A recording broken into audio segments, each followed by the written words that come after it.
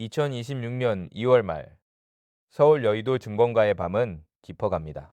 국민연금기금운용본부가 있는 사무실 건물의 불빛은 이 시간에도 꺼질 줄 모릅니다.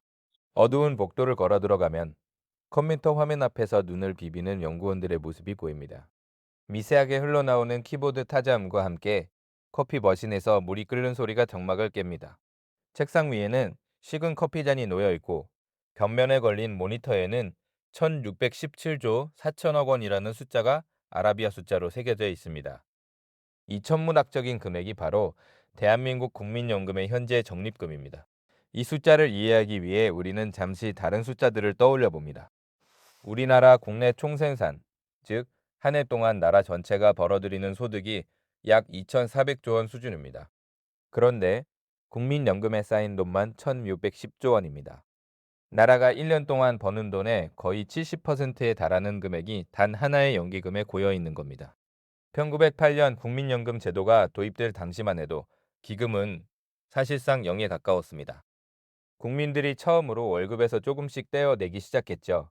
그때는 아무도 오늘날 이 정도의 규모를 상상하지 못했습니다. 겨우 37년 만에 개인 자산을 모아 국가 경제를 되흔드는 거대 기관으로 성장한 것입니다. 이 천문학적인 덩치를 다른 나라와 비교해보면 더 실감이 납니다. 국민연금은 세계 연기금 순위에서 3위라는 어마어마한 위치를 차지하고 있습니다. 1위는 일본의 공적 연금으로 200조 달러가 넘고 2위는 노르웨이 정부 연금으로 원유 자산을 기반으로 합니다만 우리 국민연금은 그 뒤를 바짝 쫓고 있습니다. 국내 총생산 대비 연기금 자산 비율도 60%를 훌쩍 넘었습니다. 경제 규모에 비해 이렇게 거대한 연기금을 보유한 나라는 전 세계에서 손에 꼽힙니다. 그런데 이 숫자는 단순히 저축만으로 만들어진 게 아닙니다. 국민이 낸 보험료는 물론이고 국민연금이 직접 운용을 해서 번 돈이 절반 이상을 차지합니다. 1988년 기금이 처음 조성된 이후 지금까지 누적된 운용 수익금만 1,119조 8천억 원입니다. 내는 돈보다 불린 돈이 훨씬 많은 구조가 된 겁니다. 이 돈들은 전 세계 채권과 주식, 부동산과 같은 대체 자산에 투자된 새 없이 돌고 돌고 있습니다. 정부가 세금으로 걷어들인 돈도 아니고 단순히 시중은행에 예금해둔 돈도 아닙니다. 1,600조 원이라는 자본이 스스로 일을 해서 이자를 벌어들이고 있는 셈이다. 문제는 이 거대한 자본이 단순히 커서 좋은 것이 아니라는 점입니다. 국민연금은 고갈 시점이라는 시한폭탄을 안고 있습니다. 출산율이 바닥을 치고 고령화가 급속도로 진행되면서 미래 세대가 납부할 보험료만으로는 기성세대의 연금을 감당할 수 없는 구조적 한계에 봉착했습니다. 그래서 기금운용본부는 더욱더 공격적인 투자를 통해 수익률을 방어해야만 하는 압박에 시달리고 있습니다. 1,600조 원을 조금이라도 더 불리지 않으면 먼지 하나 기금이 바닥나는 순간이 다가올 테니까요. 국민 한 사람 한 사람이 낸 작은 돈들이 모여 국가 경제에 퍼금가는 거대 기관으로 성장했습니다. 그러나 이 거대한 배는 쉽게 항해할 수 있는 잔잔한 바다에 정박해 있지 않습니다. 만약 투자가 실패하면 그 충격은 고스란히 미래에 우리가 감내해야 할 몫이 됩니다. 이런 무거운 책임감 속에서 국민연금기금운용본부 연구원들은 이 밤에도 모니터 앞에서 눈을 부비고 있습니다. 그런데 37년 전 국민이 처음 돈을 걷기 시작했을 때만 해도 아무도 오늘의 이 엄청난 성과를 상상하지 못했습니다. 1988년 서울의 풍경입니다. 올림픽 기념 불꽃놀이가 막 끝난 밤, 시내버스는 낡은 채로 매캐한 용기를 뿜으며 달리고 있습니다.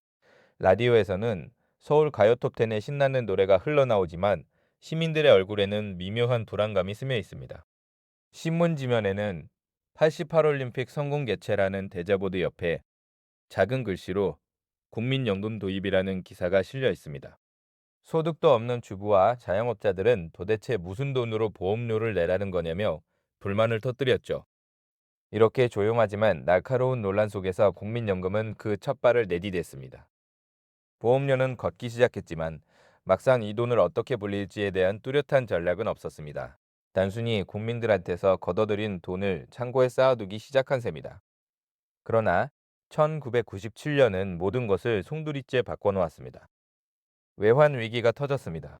국가가 부도 직전까지 몰렸고 기업들은 줄도산했습니다. 국민들이 간신히 낸 보험료로 조성된 기금도 예외는 아니었습니다. 당시 국민연금은 채권 위주로 보수적으로 운영하고 있었으나 폭락하는 주식시장과 폭등하는 환율 속에서 마이너스 수익률을 기록했습니다. 몇 년 동안 열심히 불렸던 돈이 순식간에 증발하는 경험을 한 겁니다.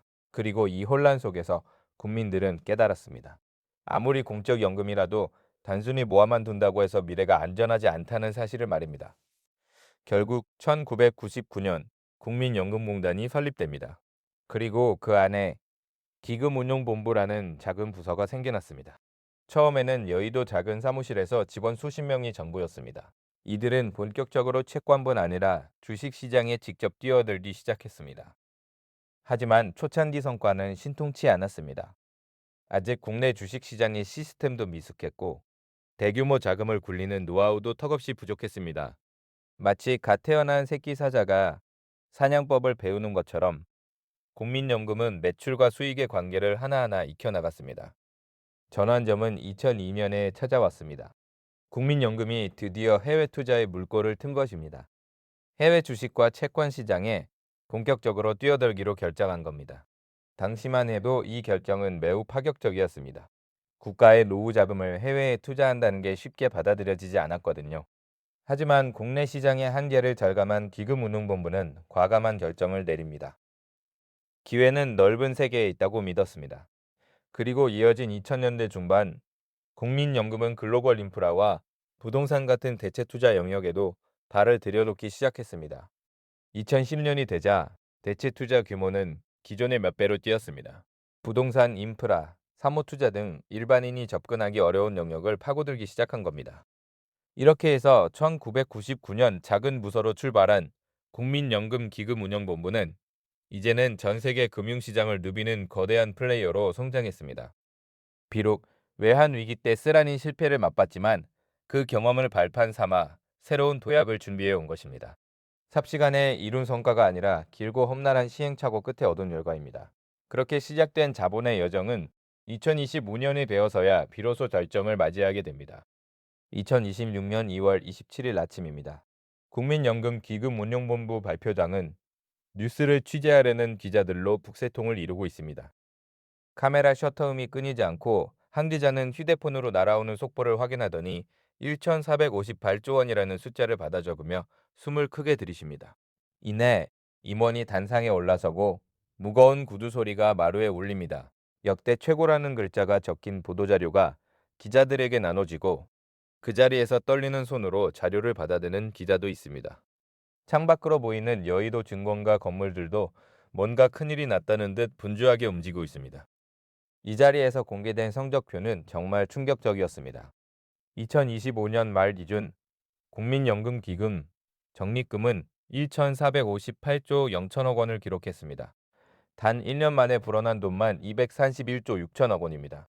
우리나라 한 해 예산이 500조 원대임을 감안하면 1년 동안 번 돈만으로 예산의 절반 가까이를 마련한 셈입니다. 그런데 더 놀란 건 수익률입니다. 2025년 연간 운용 수익률은 18,082%로 집계됐습니다. 1988년 국민연금이 도입된 이후 가장 높은 수익률입니다. 이 18,008을 타서트가 어떤 의미인지 와닿지 않는다면 다른 연도의 성적표와 비교해 보겠습니다. 2023년에는 13,050%를 기록했고 2023년에는 10,077% 정도였습니다. 그런데 2025년에는 단숨에 18%를 훌쩍 뛰어넘은 겁니다. 그리고 국민연금이 설치된 이후부터 지난 2025년까지의 연평균 수익률은 8,004%입니다. 18,082바르라는 수치는 이 장기 평균의 2배가 넘는 그야말로 이례적인 일이었습니다. 이 성장세는 2066년 들어서도 식을 줄 모릅니다. 이미 2026년 1월부터 2월까지 단 2달 만에 잠정 수익률이 10,600%를 기록했습니다. 불과 2개월 만에 150조 5천억 원의 수익이 추가로 붙은 겁니다. 그 결과 2026년 2월 말 기준 기금 적립금은 1,674천억 원으로 불어났습니다. 이 숫자에 도달하는 속도는 전문가들의 예상보다 훨씬 빨랐습니다. 이제 이 숫자를 살짝 바꿔서 생각해 봅시다. 231조 6천억 원이면 약 2만 5천 원짜리 소주 한 병으로 치면 무려 9조 2,640억 병을 살 수 있는 액수입니다. 국민 한 사람당 1,950만 원가량을 나눠줘도 남을 금액입니다. 또는 서울의 30평대 아파트를 약 40만 채 살 수 있는 돈이죠. 이렇게 말하면 얼마나 큰 돈인지 조금은 실감이 가시죠. 그런데 주목해야 할 점이 있습니다. 이 천문학적인 자금이 고르게 벌어들인 게 아니라는 겁니다. 모든 자산군이 동시에 호황을 누린 이례적인 해였습니다. 특히 이 중에서도 믿기지 않는 성적을 낸 곳이 있습니다. 바로 한때는 망한다고 모두가 외면했던 국내 주식시장입니다. 삼성전자 평택 캠퍼스. 깜깜한 밤, 내부에는 청색 방진복을 입은 연구원들이 움직이며 부스럭거리는 소리가 들립니다. 반도체 팩이라고 불리는 공장 청정실의 불빛은 밤새 꺼지지 않습니다. SK하이닉스 이천 공장에서 특수가스가 배관을 타고 흐르는 듯한 화학적 냄새가 코를 찌릅니다. 이 공간에서 생산되는 작은 칩들이 전 세계 IT 산업의 심장 역할을 하고 있습니다. 한화에어 오로스페이스 내전 연구소에서는 거대한 시험 장비가 둔탁한 소음을 내며 돌아가고, 그 옆에는 전 세계를 사로잡은 엔비디아 H100 인공지능 반도체 사진이 뉴스 화면에 크게 비춰집니다. 이 장면들이 바로 2025년 국민연금 국내 주식 부문에서 무슨 일이 벌어졌는지 단적으로 보여줍니다. 차상군별 성적표를 보면 국내 주식 부문 수익률은 무려 82,400%였습니다. 이것이 가능했던 해는 2024년을 떠올리면 더 놀랍니다. 불과 1년 전인 2024년 국내 주식 부문 수익률은 영 6,094%였습니다. 그러니까 1년 만에 수익률이 90%포인트 가까이 수직 상승한 셈이다. 82,044%라는 수치는 국내 주식만 떼어놓고 보면 일반 펀드 매니저도 쉽게 달성하기 어려운 성적입니다. 그런데 국민연금의 포트폴리오는 수천 개의 종목을 동시에 운용하는 거대한 덩어리입니다. 이런 규모에서 두 자릿수 수익률을 넘어 80%대라는 경이로운 성과를 낸 것은 사실상 사상 초유의 일이었습니다. 이 성적의 가장 큰 원동력은 무엇이었을까요? 정답은 반도체와 인공지능 그리고 방산산업에 있었습니다. 우선 삼성전자와 SK하이닉스라는 한국의 대표 반도체 기업들이 글로벌 반도체 슈퍼사이클을 다시 한번 주도했습니다. 특히 인공지능 붐과 함께 고대역 폭 메모리 반도체에 대한 수요가 폭발적으로 늘어났고, SK하이닉스는 이 시장에서 사실상 독보적인 위치를 차지했습니다. 덕분에 두 회사의 주가는 천정부지로 치솟았고, 국민연금은 이 두 종목을 약 8%에서 9%가량 대량으로 보유하고 있었습니다. 삼성전자만 해도 국민연금 전체 국내 주식 포트폴리오의 약 16%에서 17%를 단일 종목으로 차지하는 압도적 1위였습니다. 거기서 멈추지 않았습니다. 글로벌 지정학적 긴장이 고조되면서 K방산이 전 세계로 수출되기 시작했습니다. 한화 에어로스페이스는 K9 자주포와 첨권 미사일 시스템 등으로 유럽과 중동 시장을 석권했고, 국민연금이 7,992%나 되는 지분을 보유하고 있던 이 종목의 주가는 통상적인 제조업의 수준을 뛰어넘어 급등했습니다. 현대차도 반도체 수급 안정과 인공지능 모빌리티 기대감으로 큰 폭으로 올랐습니다. 이렇게 국내 증시를 대표하는 초대형 밸류칩들이 일제히 사상 최고가 행진을 펼친 겁니다. 사실 몇 년 전만 해도 전문가들 사이에서는 한국 증시의 미래가 암울하다는 전망이 지배적이었습니다. 하지만 국민연금은 흔들리지 않았습니다. 오히려 국내 주식시장이 곧 반도체, 인공지능, 방산이라는 새로운 성장 동력을 찾을 것이라고 확신하며 꾸준히 비중을 유지했습니다. 그리고 2025년 그 인내심은 결국 대박으로 돌아왔습니다. 하지만 지금까지 본 국내 주식의 폭발적 성장은 연금 자산의 절반도 안 됩니다. 진짜 거대한 자본의 습지는 바로 따로 있었습니다. 뉴욕 증권거래소의 마감 종소리가 화려하게 울려 퍼집니다. 실리콘밸리 애플파크 본사 앞으로 수트 차림의 분석가들이 분주히 걸어갑니다. 엔비디아 본사 로비에는 반짝이는 인공지능 로고가 반겨줍니다. 런던 히드로 공항 활주로에서는 이착륙하는 비행기가 날카로운 엔진음을 뿜어내고, 유럽 어느 사모펀드의 고급스러운 목재 책상 위에는 수백억 원짜리 인프라 투자 서류가 놓여 있습니다. 이 모든 장면은 국민연금의 현장입니다. 2026년 2월 말 기준 국민연금의 해외 주식 투자 규모는 543조 1천억 원에 달합니다. 이는 전체 기금, 적립금의 35.6%를 차지하는 비중입니다. 2002년 해외 투자에 첫 발을 내디뎠을 때만 해도 규모는 미미했습니다. 하지만 20년이 넘는 시간 동안 매년 수십조 원씩 바다를 건넌 돈은 이제 한국 전체 예산을 뛰어넘는 자산으로 성장했습니다. 2025년 국민연금의 해외 주식 부문 수익률은 19.70%였습니다. 국내 주식의 82%와 비교하면 초라해 보일 수 있습니다. 그러나 이 수치는 결코 무시할 수 없는 성과입니다. 19.78%는 세계 주요 지수의 평균 수익률을 훌쩍 뛰어넘는 수준이고 바로 그 해 세계 주요 연기금 가운데에서도 최상위권에 속하는 기록이었습니다. 비밀은 바로 미국의 빅테크 집중 투자에 있었습니다. 국민연금의 해외 주식 포트폴리오에서 가장 큰 비중을 차지한 종목은 엔비디아였습니다. 엔비디아 비중만 7,002%에 달했고 다음으로 애플 5,009%, 마이크로소프트 5,007%, 아마존 3,002% 순이었습니다. 이 외에도 넷플릭스와 테슬라를 신규 편입하며 인공지능 스트리밍 전기차의 성장성을 집중적으로 포착했습니다. 결과적으로 국민연금은 2025년 인공지능 광풍에 최대 수혜주였던 미국 대형 기술주의 상승분을 고스란히 자기 몫으로 만든 겁니다. 물론 쉬운 길은 아니었습니다. 글로벌 금리가 급등하고 원화 가치가 요동치는 등 수많은 변수가 있었습니다. 하지만 국민연금은 장기적인 안목으로 전략적 자산 배분을 유지하며 변동성을 헤쳐나갔습니다. 2025년 3분기에는 해외 주식에서만 70조 원이 넘는 평가 차익을 기록하기도 했습니다. 돈이 돈을 버는 글로벌 자본의 진수를 보여준 겁니다. 국민연금의 해외 투자 성공은 단순히 남의 나라 기술주에 덜컥 배피한 결과가 아닙니다. 전 세계 자본시장이 어디로 흘러갈지 수년 전부터 분석하고 장기적으로 가치를 창출할 기업에 집중적으로 투자하는 전략 덕분입니다. 이제 국민연금은 더 이상 국내에서만 머무르는 보수적인 기금이 아니라 월가의 신장부에서도 당당히 영향력을 행사하는 글로벌 플레이어가 되었습니다. 그리고 국민연금은 시중에 거래되는 주식만 파는 게 아닙니다. 일반인들은 쉽게 접근조차 못하는 곳에서 대체 투자라는 이름으로 거대한 자본 전쟁을 벌이고 있었습니다. 런던 시내의 한 노후 오피스 빌딩입니다. 대출 만기가 다가왔다는 경고 문구가 선명한 빨간색 서류가 책상 위에 놓여 있습니다. 상업용 부동산 침체로 인해 썰렁해진 복도에는 아무도 없습니다. 호주 시드니 항구에서는 거대한 컨테이너 크레인이 삐걱거리며 움직이지만 적재된 화물은 예전만 못합니다. 2025년 반기 보고서에는 뚜렷하게 마이너스 표시의 성적표가 찍혀 있습니다.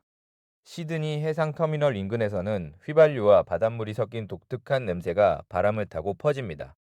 이곳은 주식시장에 상장되지 않은 곳입니다. 국민연금의 대체 투자가 펼쳐지는 현장입니다. 대체 투자란 주식, 채권 같은 전통적인 금융자산 대신 부동산 인프라, 사모펀드 등에 투자하는 걸 말합니다. 국민연금은 2010년 전후로 이 영역에 본격적으로 뛰어들기 시작했는데 2025년 그 규모는 243조 원에 이르렀습니다. 전체 자산의 16%에 달하는 거대한 덩치입니다. 그런데 2025년 대체 투자 부문의 공식 수익률은 8,003%였습니다. 겉보기에는 준수한 성적처럼 보입니다. 하지만 여기에는 큰 함정이 있습니다. 바로 공정가치평가라는 이른바 회계상의 착시 때문입니다.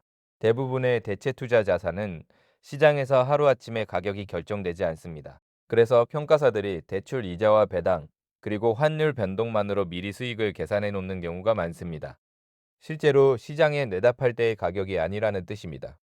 더욱 심각한 문제는 2025년 상반기 해외 대체 투자에서 발생한 손실입니다. 국민연금은 해외 상업용 부동산과 인프라에서만 6조 원이 넘는 손실을 기록했습니다. 금리 인상 여파로 전 세계 상업용 부동산 가격이 폭락했기 때문입니다. 런던, 시드니, 뉴욕 등 주요 도시의 오피스 빌딩 가치가 곤두박질 치면서 국민연금은 그 충격을 피할 수 없었습니다. 인프라 투자도 예외는 아니어서 해상 터미널이나 공항 같은 시설도 경기 둔화의 직격탄을 맞았습니다. 이처럼 대체 투자는 때로는 수익의 보고가 되기도 하지만 한편으로는 미래의 독이 될 가능성이 있습니다. 8,004%의 공직 수익률 뒤에는 현금 흐름이 마이너스인 자산들이 숨어 있는 겁니다. 안정적이라고 믿었던 부동산 시장이 금리 변동에 취약하다는 사실이 적나라하게 드러난 셈이다. 국민연금은 그럼에도 불구하고 대체 투자의 비중을 계속 확대해 나가고 있습니다. 보다 높은 수익을 얻기 위한 불가피한 선택입니다. 하지만 그 과정에서 과연 투명한 평가가 이루어지고 있는지, 장기적인 리스크는 제대로 관리되고 있는지 의문을 품는 시각도 존재합니다. 전 세계 주식 시장에서 이렇게 큰 돈을 벌었는데 이걸 다 어디에 쓸까요? 놀랍게도 이 돈의 홍수는 우리 모두의 노후 시계를 몇 년이나 뒤로 미뤘습니다. 국회 보건복지위원회 회의실입니다. 연금개혁 관련 자료가 빼곡히 쌓인 책상 위에 한 전문가가 레이저 포인터로 그래프를 가리키며 발표를 하고 있습니다. 벽에 걸린 차트에는 2055년이라는 글자에 빨간색 원이 그어져 있고 그 옆에 15년 연장이라는 문구가 붙어 있습니다. 회의실 밖에서는 시민단체들이 연금 개혁을 촉구하며 구호를 외치는 소리가 들려옵니다. 그리고 기금 고갈 시점 33년 연장이라는 헤드라인이 담긴 신문을 들고 뛰어가는 전단지 배포인의 모습이 보입니다. 이 혼란스러운 장면이 2025년 국민연금의 대박이 가져온 충격적인 파장을 상징합니다. 놀랍게도 이 천문학적인 수익은 단순히 기금을 불린 데 그치지 않고 국민연금 고갈 시점을 크게 늦추는 역할을 했습니다. 기존 전망에 따르면 국민연금은 2055년경에 바닥을 드러낼 것으로 예상되었습니다. 그런데 2025년의 성과로 인해 이 시점이 최대 33년이나 늦춰져 2090년까지 갈 수 있다는 분석이 나오고 있습니다. 어떻게 이런 일이 가능할까요? 전문가들은 장기 수익률이 1%포인트만 올라도 고갈 시점을 약 7년가량 늦출 수 있다고 분석합니다. 그런데 국민연금은 2025년 단 1년 만에 장기 평균 8,018원을 훌쩍 뛰어넘어 18,082원을 기록했습니다. 당연히 재정에 미치는 영향은 엄청날 수밖에 없습니다. 기금이 예상보다 훨씬 더 빨리 불어나면서 적어도 당분간은 지출 가능한 돈이 많아진 셈입니다. 이러한 상황에서 2025년 국민연금법의 대대적인 개정이 이루어집니다. 핵심 내용은 더 내고 더 받는 방향이었습니다. 보험료율을 기존 9%에서 단계적으로 13%까지 인상하고 소득 대체율은 40%로 높였습니다. 이 개혁만으로도 기존에 비해 고갈 시점을 8년에서 15년가량 더 늦출 수 있을 거라는 게 정부의 분석입니다. 그러나 여기서 멈추면 곤란합니다. 몇 가지 냉철하게 바라봐야 할 사실이 있습니다. 첫째, 수익률은 결코 안정적이지 않습니다. 불과 1년 전인 2024년 국내 주식은 마이너스 6,904%를 기록했습니다. 이런 변동성이 큰 시장에서 2025년과 같은 성과가 지속될 거라고 장담할 수 없습니다. 둘째, 2090년까지 고갈을 늦출 거라는 전망은 낙관적인 가정에 기반합니다.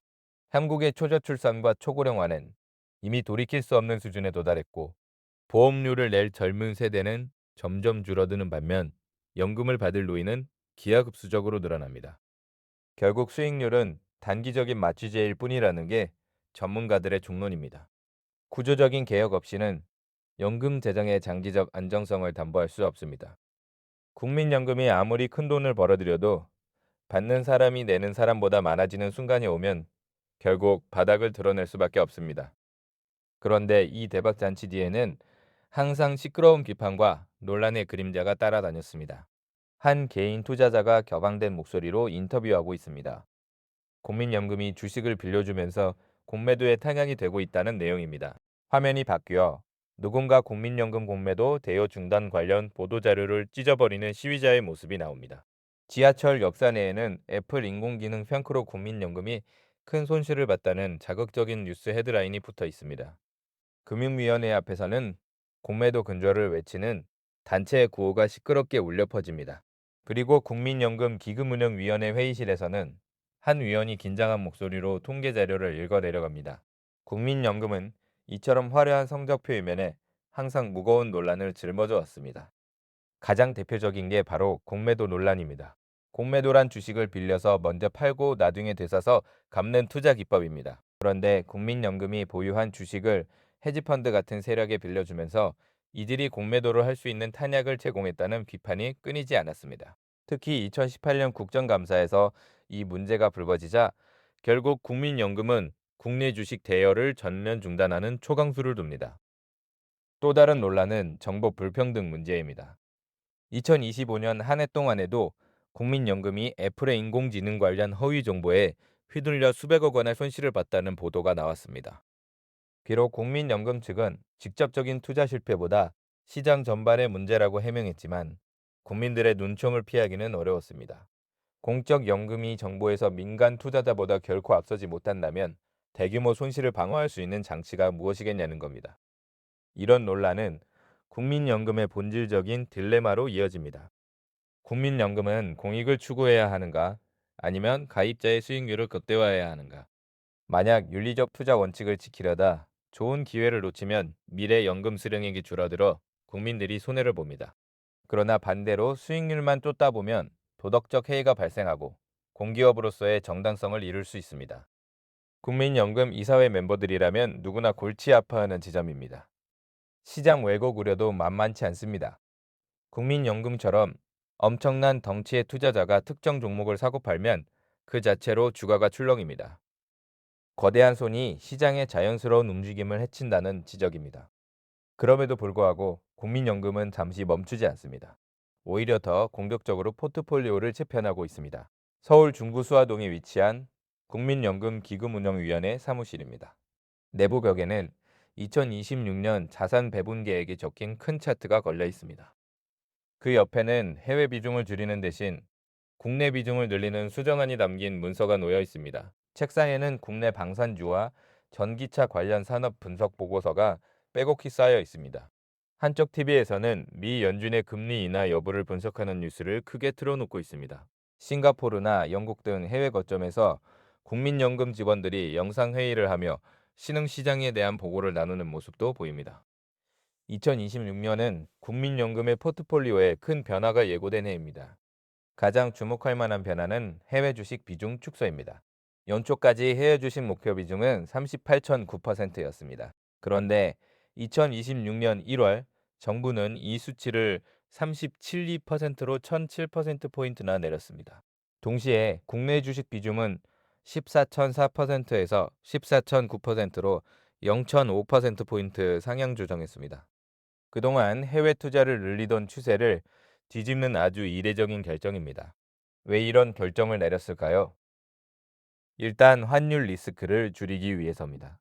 원화 가치가 급락하면 아무리 해외에서 수익을 내도 국내로 가져올 때 깎이기 때문입니다. 또한 국내 증시에 대한 자신감을 반영한 해석도 있습니다. 2025년 82.400%라는 경이로운 성과 이후 굳이 먼 바다까지 나가지 않아도 충분히 좋은 기회가 많다는 판단입니다. 앞으로 국민연금은 더 유연한 전략을 구사할 움직임을 보이고 있습니다. 크게 전략적 자산 배분이라는 기본 틀에서 3%포인트까지, 그리고 전술적 자산 배분이라는 단기 대응 전략에서 2%포인트까지 자유롭게 비중을 조절할 수 있는 권한을 적극적으로 활용하겠다는 겁니다. 즉, 시장 상황에 따라 국내외 비중을 빠르게 바꾸는 공격적인 운용 스타일로 전환하겠다는 뜻입니다. 또한 그동안 상대적으로 소홀했던 중국, 인도 등 신흥 시장에 대한 투자도 늘릴 계획입니다. 특히 헬스케어, 테크 인프라 같은 미래 먹거리 산업에 초점을 맞출 예정입니다. 결국 국민연금의 전략은 간단합니다. 이겼으니 더 공격적으로 나가겠다는 겁니다. 기록적인 성과에 취하는 대신 그 자신감을 발판 삼아 새로운 시장 개척에 적극 나서는 모습입니다. 결국 우리는 질문을 바꿔야 할지도 모릅니다. 거대한 손이 번 돈이 우리의 미래 연금 계좌에 고스란히 반영될 수 있을까요? 주택연금 상담 창구에서 서류를 받아드는 한 70대 노인의 구부정한 어깨가 보입니다. 국민연금 가입 내역을 확인하는 인터넷 공단 홈페이지의 청색 조명이 얼굴을 비춥니다. 편의점 앞에서 라면과 함께 한 끼를 때우는 홀로 된 어르신의 뒷모습은 쓸쓸합니다. 가정집 식탁에는 미래의 서시나 한화생명 같은 개인퇴직 연금 상품 설명서가 쌓여 있고, 밤늦게까지 주식 차트를 보며 개인적으로 투자 공부하는 청년의 다크서클이 깊게 패인 얼굴이 컴퓨터 화면에 비칩니다. 국민연금이 아무리 큰 돈을 벌어들여도 과연 그것이 나와 직접적으로 연결될까요? 여기서 한 가지 냉정한 사실을 마주해야 합니다. 2025년 기준 국민연금의 평균 노령연금 수령액은 월 60만 원 남짓입니다. 물론 개인마다 보험료를 많이 낸 사람은 더 받을 수 있습니다. 하지만 통계적으로 보면 노후의 국민연금만으로 생활하기에는 턱없이 부족한 금액입니다. 우리나라의 노인 빈곤율은 경제협력개발기구 국가 중 최상위권입니다. 은퇴 후에도 일해야 하는 어르신들이 너무나 많습니다. 그런 상황에서 국민연금의 고갈 시점이 33년 늦춰졌다는 소식이 과연 개개인의 노후에 체감될까요? 아마도 체감되기 어려울 겁니다. 국민연금이라는 공적 시스템은 전체의 안전망일 뿐 개인마다 처한 상황은 천차만별이기 때문입니다. 그렇다면 우리는 어떤 선택지를 가지고 있을까요? 첫째는 IRP, 즉 개인형 퇴직연금입니다. 연말정산 때 세액공제 혜택이 있고 직접 펀드나 주식에 투자할 수 있습니다. 둘째는 개인연금 저축입니다. 이것 역시 세액공제 혜택이 있어 장기적으로 봤을 때 꽤 괜찮은 수단입니다. 셋째는 주택연금 같은 금융상품인데 이건 집이 있어야 활용할 수 있는 방법입니다. 중요한 건 정부가 마련한 여러 제도를 잘 조합해서 자신에게 맞는 포트폴리오를 구성하는 겁니다. 지금까지 국민연금이 어떻게 1600조 원이라는 자본을 굴려 세계적인 성과를 냈는지 긴 여정을 따라왔습니다. 하지만 최종적인 결론은 의외로 단순합니다. 아무리 잘 굴리는 거대한 기금도 우리 개개인의 소득과 소비 습관, 저축률을 대신해 줄 수는 없습니다. 오늘 밤 여러분은 어떤 결정을 내리시겠습니까? 그냥 바라보기만 할 건가요? 아니면 확실히 스스로 준비하기 시작할 건가요? 선택은 여러분의 몫입니다.